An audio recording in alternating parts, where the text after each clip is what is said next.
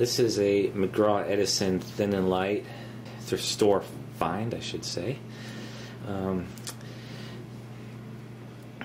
This is the first Thin N Lite we have, and it has both feet, which when we got were installed incorrectly. They're facing the other direction. So it wouldn't fall forward, you know, while it was operating. Yeah. Whole thing apart, ran the blades and grill through the parts washer. Nice wood grain and metal, 3-speed.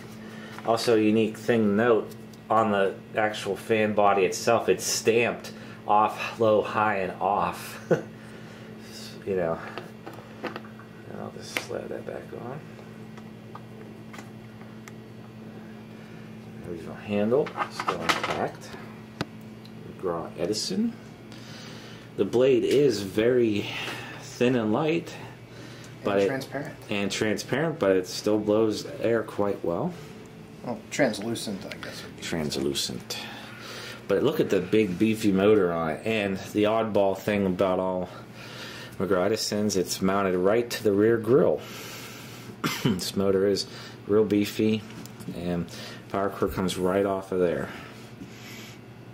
And I've never had one of these fans growing up, but I've always seen them and always thought they were so odd like this. So we'll do some running fan from the front. High speed.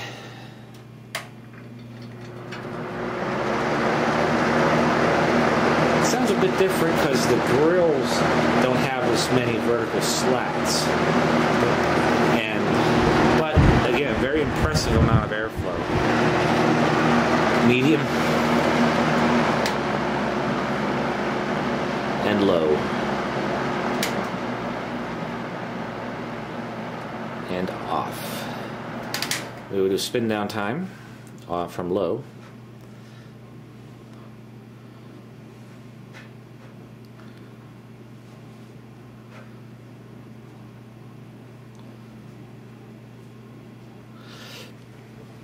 Now from the rear, we will do start up on low.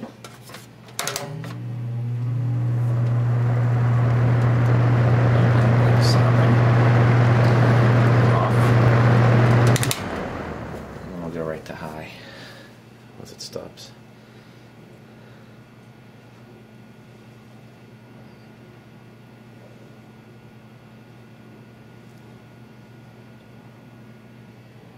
Go for it. It's high speed. And turn it off. We'll do a spin down from high.